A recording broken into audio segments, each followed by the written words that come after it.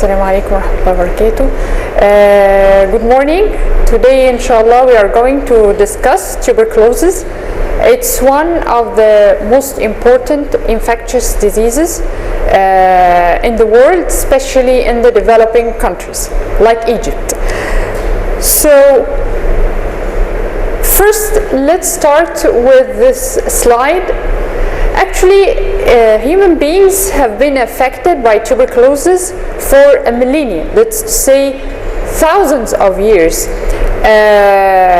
In ancient Egypt, as you can see, this is one of the Egyptian mummies. It is in the British Museum. Tubercular decay has been found in the spines of this Egyptian mummy. So, as we said, TB has affected the humans for thousands of years.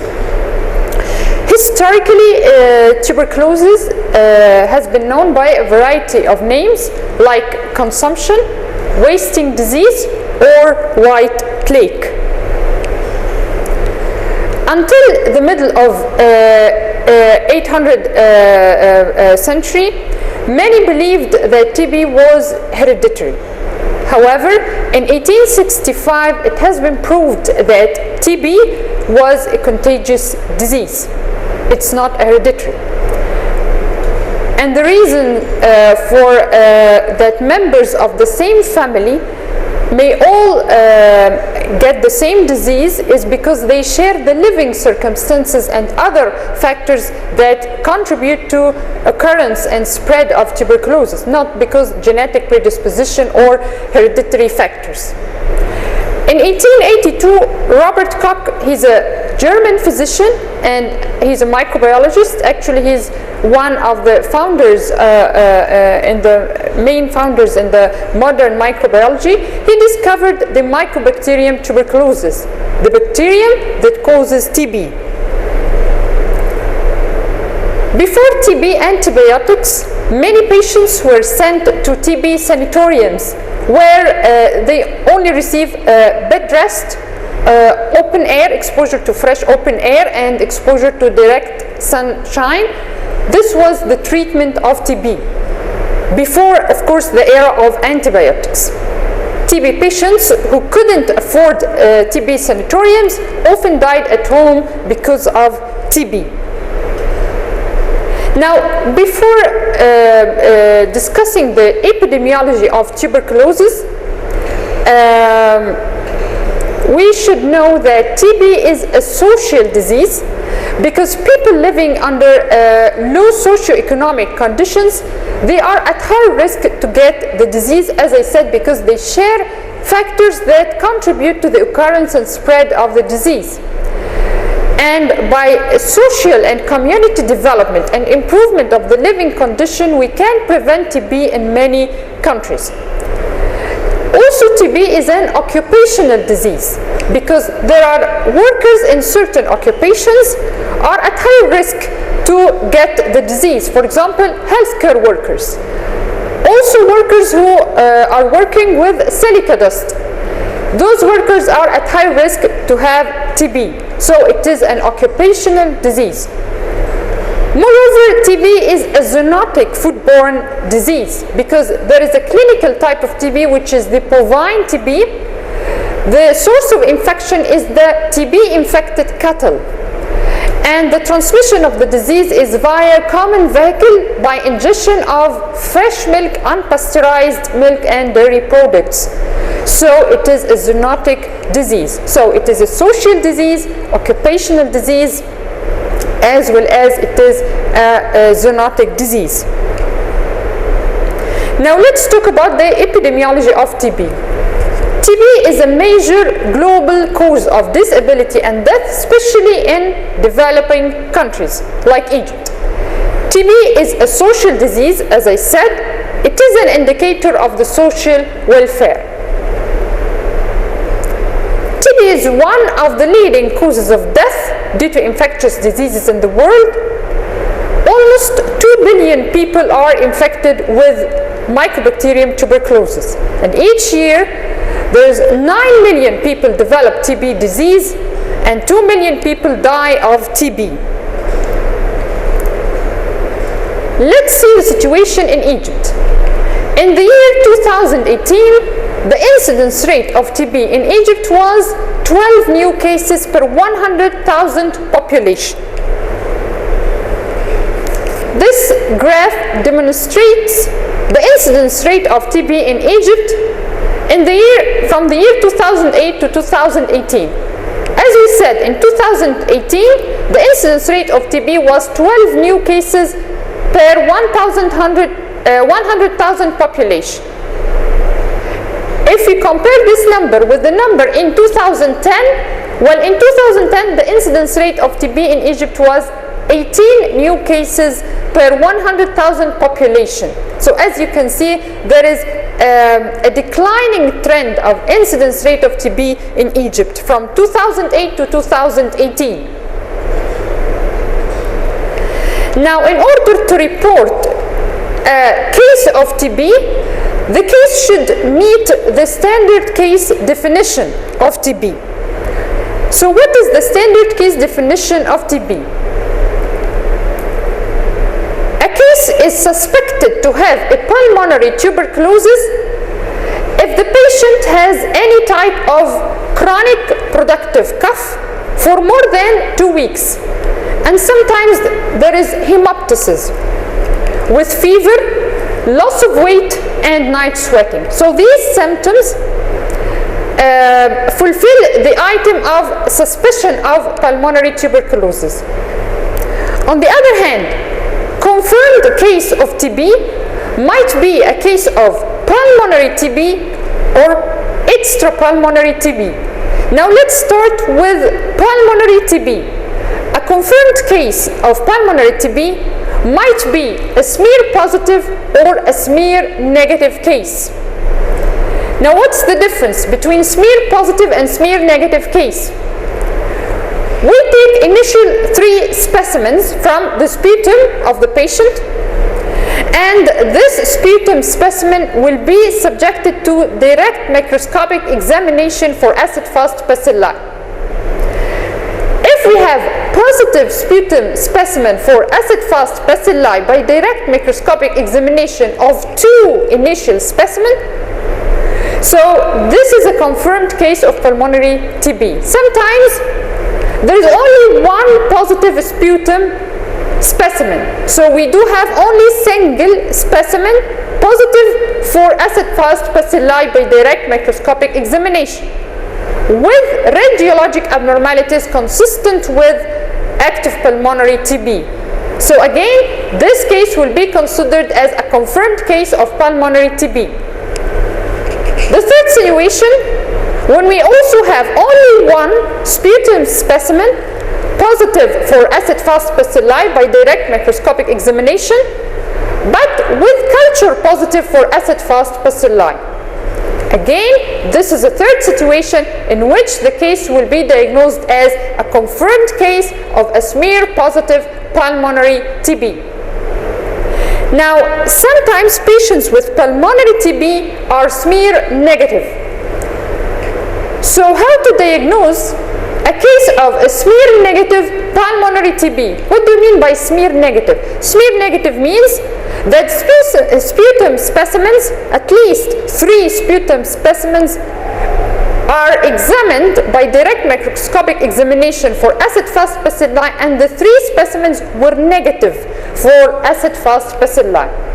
However, if we have negative sputum for acid-fast bacilli by direct microscopic examination of at least 3 specimens, but the patient has suggestive symptoms of pulmonary tuberculosis and he has radiographic abnormalities consistent with active pulmonary TB, so we make our diagnosis as a confirmed case of pulmonary TB, but it is a smear negative case.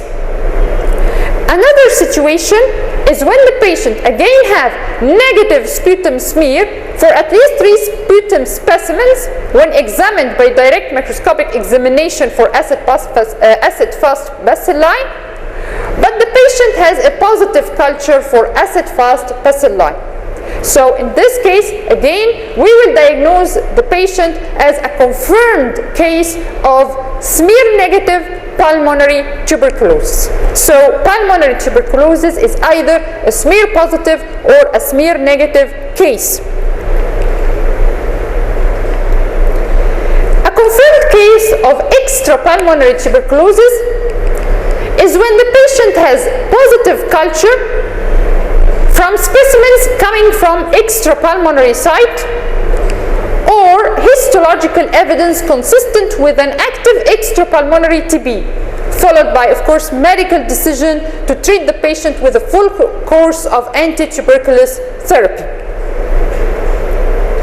So to sum up, tuberculosis, a person might be infected with tuberculosis and the infection remain latent infection for years, or the infection may, under certain circumstances, be converted into a disease, a clinically active disease.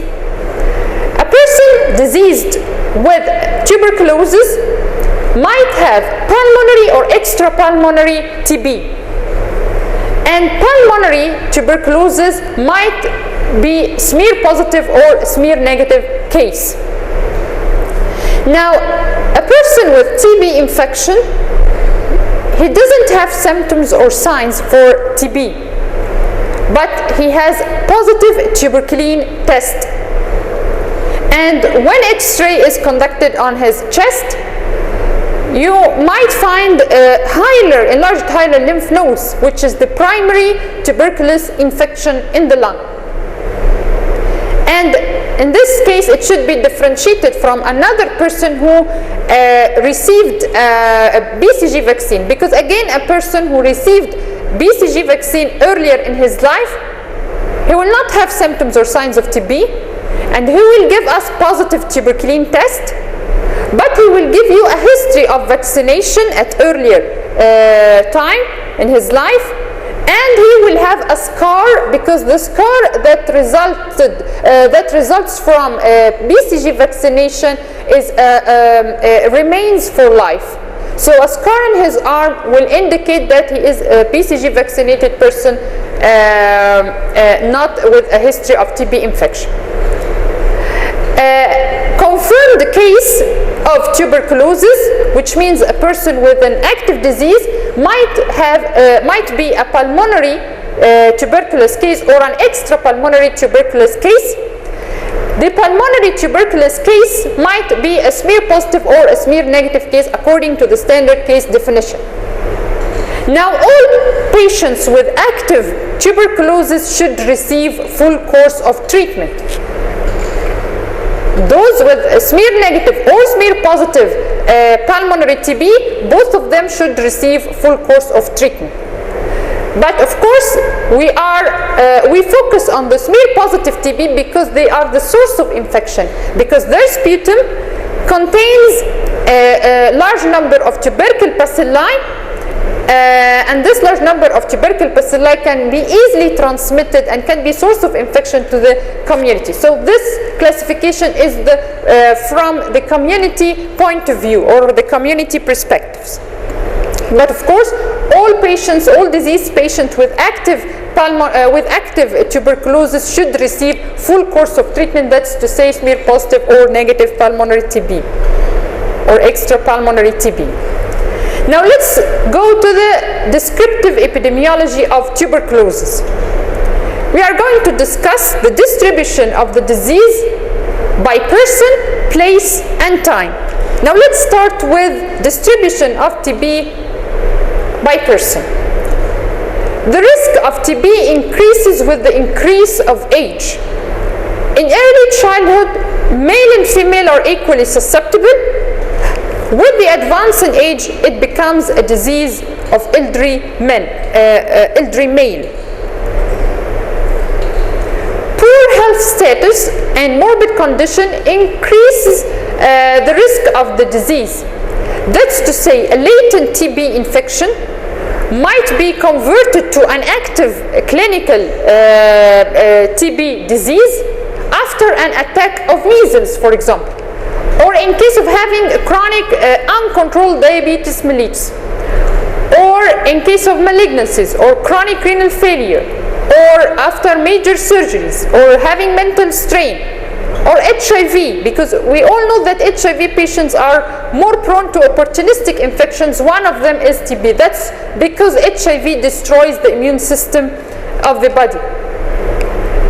Also, patients who receive immune suppressive drugs, all these statuses and diseases make the person more vulnerable and increase the opportunity that the latent TB infection is converted to active clinical disease.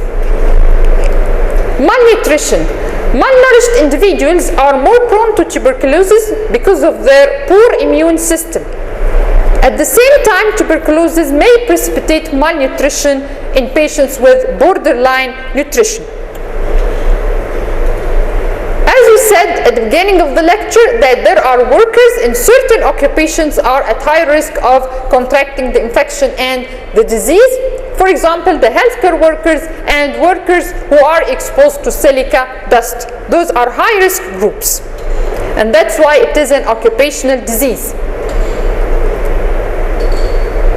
We've mentioned also before that it is a social disease because persons living under low socioeconomic conditions, they are more prone to get the disease because they share interrelated factors that contribute to the occurrence and help the spread of the disease. For example, illiteracy, unemployment, poor housing condition, bad ventilation, overcrowding, bad personal hygiene, and low quality of life. All these interrelated factors contribute to the occurrence and spread of the disease. The clustering of cases of tuberculosis in the same family is not attributed to genetic predisposition or hereditary tendency. It is attributed to the risk of exposure because members of the same family, they share the same living conditions and they share the same exposure. Now, coming to distribution of TB by place. Tuberculosis is more prevalent in developing countries. Within the country, the distribution is uniform between urban and rural areas. In urban areas, it's found more frequently among slum dwellers and lower socioeconomic groups. Regarding distribution of tuberculosis by time. In early 1990s, TB was re-emerged in many countries. And this actually was attributed to several reasons. First of all, poor performance of tuberculosis control program. Now, there was a negligence of a TB control program by many governments. The poor management of the program contributed to emergence of multi-drug resistant TB, which is very difficult to be treated, and it costs a lot. So difficulty and high expenses of treating the multi-drug resistant TB again was one of the reasons. Another reason for re-emergence of TB in early 1990s are some demographic factors. For example, in some countries, especially in developing countries, there was a rapid population growth. And of course, it has consequences like, for example, malnutrition, poor housing condition, and a lack of healthcare facilities because of the rapid population growth. In other countries, there was, especially in some of the developed countries, there was an increase in the life expectancy of the population, which means that people live more. Living for more duration means an opportunity for a latent infection to be converted into an active clinical disease when circumstances are favorable. So increase in the life expectancy of the population led to increased opportunity for the conversion of a latent infection into clinically evident case. Another reason for TB re-emergence in 1990s is the emerging problem of HIV or AIDS. We all know that HIV patients are more prone to get opportunistic infections because HIV destroys the immune system and activates the disease in previously infected individuals. So HIV was main cause of TB re-emergence in many countries. This is an example of one of the countries in early 1990s. It is the United States of America. As you can see, this graph shows the incidence rate of TB between 1986 and 1992. There was an increase in the incidence of TB in the US by about 20%. But as you can see, after 1992 there was a decline, and we will know now what are the reasons. Since the middle of the 20th century, morbidity and mortality from tuberculosis shows a declining secular trend, as you saw in the previous slide. Why? Due to improvement of the living conditions in many countries, that's to say community development for all people and improvement of the socio-economic condition, as well as due to advancement in the antimicrobial chemotherapy, development of streptomycin and other medications that were used for treatment of TB and were very effective. So as you can see, in the USA, after 1992, starting from 1993 to 2008, there was a declining trend in the mortality and morbidity of TB by about 50%.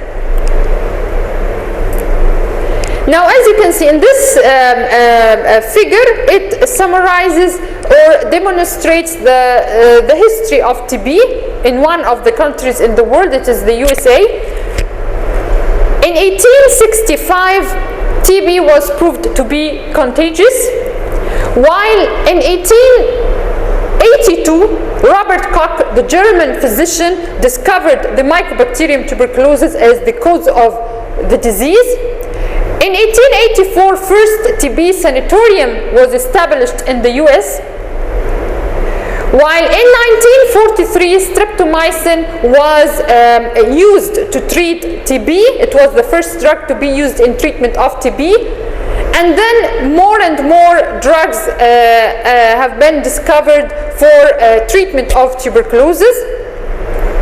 So in the middle of 1970s, most of TB sanatoriums in the USA were closed, as we already have antimicrobial treatment for the disease. In the middle of 1980s, there was an unexpected rise in TB cases in the USA, and this was because many factors. One of them is emerging of HIV. And finally, in 1993, there was a declining trend of morbidity and mortality from TB as a result of advanced effort to properly implement TB control program and advancement in the antimicrobial chemotherapy used for treatment of TB, and because of the community and social development and upgrading the living standards. All these factors contribute to the declining trend in the mortality and morbidity of TB in the USA. So this is an example of one of the countries in the world to show us the history of TB.